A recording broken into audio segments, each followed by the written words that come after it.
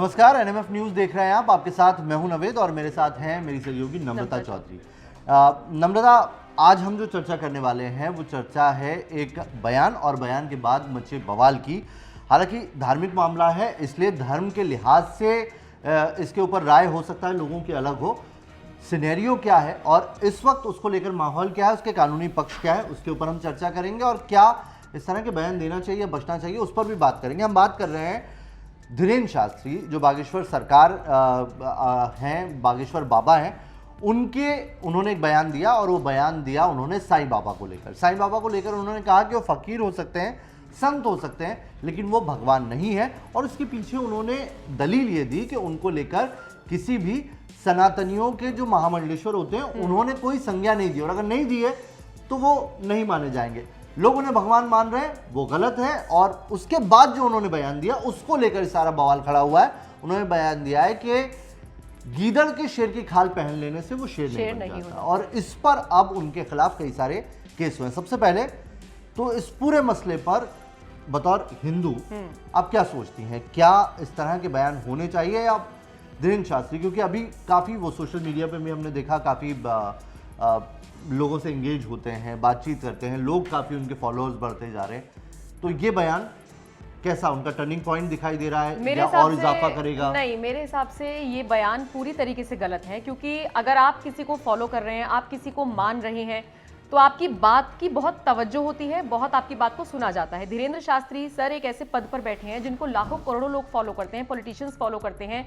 आप किस एजेंडे से ये बयान दे सकते हैं? क्यों आप कुछ लोगों की धार्मिक भावनाओं को आहत करना चाहते हैं? क्यों हमेशा कंट्रोवर्सी में रहना है? मैंने देखा है सर, जो पुराने संत रहे हैं, महान संत रहे हैं, कभी ऐसे विवादित बयान हमने उनके नहीं सुने, कभी ऐसे चर्चे नहीं सुने। लेकिन धीरेन्द्र शास्त्री को आप देखिए कि पिछले कुछ दिनों में उनके जो बयान सामने आए, जो भाषा उनकी सामने आई, जिस तरह की वो बातें करते हैं, मसल दूंगा, कुचल दूंगा, और भी इस तरीके के विवादित बयान है जो इस मंच पर यहां से बोलना मेरे लिए भी मुमकिन नहीं है। उस वक्त वो विवादों में आए, वो विवाद अभी ठंडे भी नहीं हुए कि एकदम से आप साईं बाबा को लेकर बयान दे देते हैं।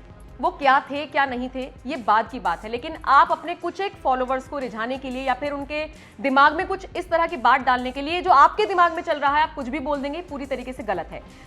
कट्टर हैं, ये साफ तौर पर दिखाई देता है। मैंने बहुत सारे इंटरव्यूज उनके देखे हैं नावेद सर। अगर कोई मुस्लिम एंकर भी उनके सामने है तो वो इस तरीके से प्रिटेंड करते हैं कि मैं तो इंटरव्यू देना भी नहीं चाह रहा था, बस मैं दे रहा हूं। ये जो सारी चीजें हैं ये आपकी कट्टरता को दर्शाती है।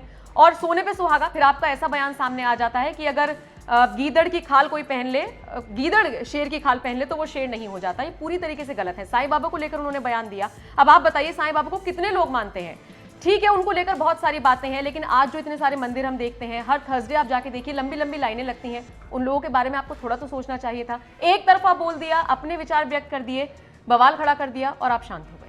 देखिए, इसमें पूरी चीज जो है वो यही है कि आस्था का सम्मान होना चाहिए। हमारे देश में इसी बात को सबसे ज्यादा तवज्जो दी जाती है, लेकिन फिर भी नहीं होता। हाँ, आस्था का सम्मान, अगर जो धीरेन्द्र शास्त्री के जो फॉलोअर हैं, जो वहां पर बैठे हैं, उनकी आस्था का अगर सम्मान हो रहा है तो साईं बाबा की आस्था का भी सम्मान हो रहा है। ये सीधा वैसा ही है।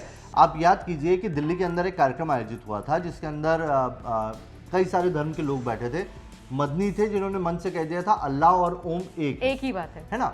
अल्लाह और ओम एक है। उन्होंने इस्लाम के हिसाब से उसकी कोई परिभाषा बनाई और उन्होंने अपनी बात रख दी और उसके ऊपर बखेड़ा खड़ा हुआ। फिर एक जैन मुनि आए, उन्होंने उसको कंडेम किया और वो जैन मुनि जो थे उनको भी बड़ा विरोध का सामना करना पड़ा, मदनी को भी विरोध का सामना करना पड़ा। कुल मिलाकर ये कहा जा सकता है कि अगर आप अपनी एक आस्था अपने हिसाब से, अपने धर्म के लिहाज से देख रहे हैं, उन किताबों को पढ़कर समझ रहे हैं, तो आप दूसरे के धर्म के ऊपर या दूसरे की आस्था के ऊपर कमेंट ना करें तो ही बेहतर है। अब धीरेन्द्र शास्त्री ये कह रहे हैं, देखिए साईं बाबा को लेकर, साईं बाबा है कौन? साईं बाबा अपने आप को फकीर, उन्होंने तो खुद को भगवान नहीं बताया। बिल्कुल, वो अपने आप को फकीर संत कहते थे। कुछ लोग कहते हैं कि वो मुसलमान थे क्योंकि अपनी वो हयाती में, यानी कि जब वो पैदा थे तब वो मस्जिद के अंदर रहे। बाद में जब वो उनका मौत हो गई उनकी, तो उनके मंदिर बन गए और वो मंदिरों में भी रहे, मतलब मंदिर और मस्जिद दोनों में रहे। उनके धर्म को लेकर कोई भी चीज क्लियर ही नहीं हो पाई कि वो किस धर्म से आते थे। इसलिए उनके मानने वाले, उनके फॉलोअर दोनों धर्मों के हैं। मुस्लिम भी उतने ही हैं और मुस्लिम से ज्यादा हिंदू उतने ही। और मंदिर बने हुए हैं, अलग अलग जगह पर मंदिर बने हुए। महाराष्ट्र में उनकी तादाद बहुत ज्यादा है, उनके फॉलोअर की। महाराष्ट्र नहीं, पूरे मुल्क में उनकी तादाद है। अब वो तो अपने आप को हिंदू भी नहीं बता रहे, मुस्लिम भी नहीं बता रहे, तो आप फिर ऐसे किसी शख्स की हिंदू किताबों या हिंदू महामंडलेश्वरों की तरफ से व्याख्या कैसे कर सकते हैं। ये सेम वही कहानी है कि मदनी इस्लामिक किताब को लेकर हिंदू भगवान की व्याख्या कैसे कर सकते हैं। आस्था का सम्मान होना चाहिए। अगर आप देखेंगे जो कहानी है, जो किताबें हैं, अगर ये माना जाता है कि जो पैदा हुआ है उससे जाना होगा, वो नश्वर है, वो नश्वर है, तो ये सब आस्थाओं की बात होती है। और भगवान कहा गया है, उनको किताबों में कहा गया है, और वो हिंदू धर्म से माने जाते हैं। हिंदू धर्म से माने जाने की वजह से वो भगवान है और उनकी आस्था का सम्मान होना चाहिए। उसी तरीके से अगर साईं बाबा है, साईं बाबा के अगर कोई उनके अंदर का शख्स कोई बात कहता है, कुछ होता है, तो उसके ऊपर डिबेट की जा सकती है। मुझे लगता है इस पर डिबेट नहीं भी होनी चाहिए और आस्था का सम्मान होना चाहिए। अगर धीरेन्द्र शास्त्री के फॉलोअर हैं तो उनसे कहीं ज़्यादा, कई तादाद में साईं बाबा के फॉलोअर हैं, और वो फॉलोअर ऐसे हैं कि वहाँ पर हर बार जाते हैं। आप मंदिरों में देखिए, साईं बाबा का शिरडी साईं मंदिर देख लीजिए, इतनी बड़ी भीड़ होती है, लाखों का चढ़ावा आता है, लोग वहाँ पर आते हैं। वो क्या थे? संत थे, फकीर थे, भगवान नहीं थे।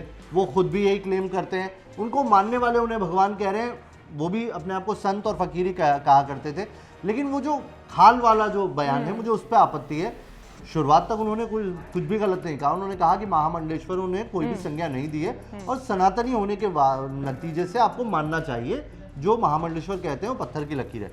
उन्होंने किसी मुस्लिमों को तो वहाँ से वो नहीं किया था, हिंदुओं को ही उन्होंने कहा था कि आप, मेरे हिसाब से ये होना चाहिए। लेकिन शेर की खाल में गीदड़ और ये सब बातें, मुझे नहीं लगता कि इनको कोई शोभा बिल्कुल। और जैसे कि आपने कहा, ये मुद्दा नहीं होना चाहिए बहस का भी, लेकिन फिर भी हो रहा है। एक बार नहीं, कई बार हो रहा है। और धीरेन्द्र शास्त्री अब एक ऐसी शख्सियत बन चुके हैं जिनको अब हम इस तरीके से देख रहे हैं कि ये आदमी कुछ भी बोल सकता है। अपने धर्म को ऊपर रखना, चलिए समझ में आता है, मैं भी रखूंगी, सर भी रखेंगे, आप भी रखते होंगे, लेकिन दूसरे धर्म को नीचे करना, फिर इतने लोगों के सामने नीचे करना जिसका इफेक्ट पड़े, ये गलत है। उनका दूसरा बयान भी आ गया इसके बाद। उन्होंने कहा कि मेरे ऊपर ही जो जितने भी केसेस हो रहे हैं, इसके पीछे वजह है कि मैं हिंदू राष्ट्र की बात कर रहा हूँ, तो इसलिए मेरे खिलाफ साजिशें रची जा रही है। बयान आप खुद देखिए, कंट्रोवर्सी खड़ी कर रहे हैं। उसके बाद हिंदू राष्ट्र का जिक्र भी आप छेड़ रहे हैं, और कंट्रोवर्शियल बयान देखिए आप। इससे पहले उनका महाराष्ट्र के अंदर कंट्रोवर्शियल बयान होता है, उदयपुर जाते हैं, वहाँ पर बयान देते हैं, वहाँ पर उनके खिलाफ FIR होती है। तो अगर आप पूरी क्रोनोलॉजी समझिए, पीछे तक अगर जाएंगे आप, तो ये पूरी टाइमलाइन ये कह रही है कि वो धीरे धीरे, पहले मध्य प्रदेश में उन्होंने एक जो जगह थी वहाँ पर उनके फॉलोअर्स बढ़े। अब जैसे ही कोविड आया, कोविड में सोशल मीडिया के थ्रू वो उनका स्केल बढ़ा, तो अब वो महाराष्ट्र में भी जाके प्रीचिंग कर रहे हैं, अब वो राजस्थान में भी जाके प्रीचिंग कर रहे हैं, अब वो दूसरे और राज्यों में भी जा रहे हैं। तो स्केल बड़ा होता जा रहा है। तो स्केल बड़े होते जा रहे हैं, तो शायद वो मुद्दे भी अपने बड़े रखते जा रहे हैं। लेकिन वो ये समझ नहीं रहे कि जितनी ज्यादा आप ऊंचाई पर पहुंचते हैं, आपको उतना ही सजग रहने की जरूरत है और उतना ही आपको जिम्मेदार होने की जरूरत है, क्योंकि आपका एक बयान आपकी मुश्किलें तो बढ़ाएगा ही, देश में भी माहौल बिगाड़ने की कोशिश कर सकता है। तो यहाँ पर आपको थोड़ा सा सलाह ही दे सकते हैं नाविद सर, क्योंकि उनके बयान थमने वाले नहीं है। मुझे तो लगता है आने वाले दिनों में भी कोई ना कोई ऐसा बयान जरूर आएगा जिससे कंट्रोवर्सी क्रिएट होगी। इस पूरे मामले में भी उनके खिलाफ अलग अलग राज्यों में मुकदमा दर्ज हुआ है और आने वाले दिनों में उनकी मुश्किलें बढ़नी तय है। बागेश्वर धाम के जो पीठाधीश्वर हैं धीरेन्द्र शास्त्री, अब उनके इस बयान पर जो साईं बाबा को लेकर उन्होंने दिया, या गीदड़ शेर का जिक्र किया, इसको लेकर अब आप क्या राय रखते हैं, कमेंट बॉक्स में जरूर बताइएगा।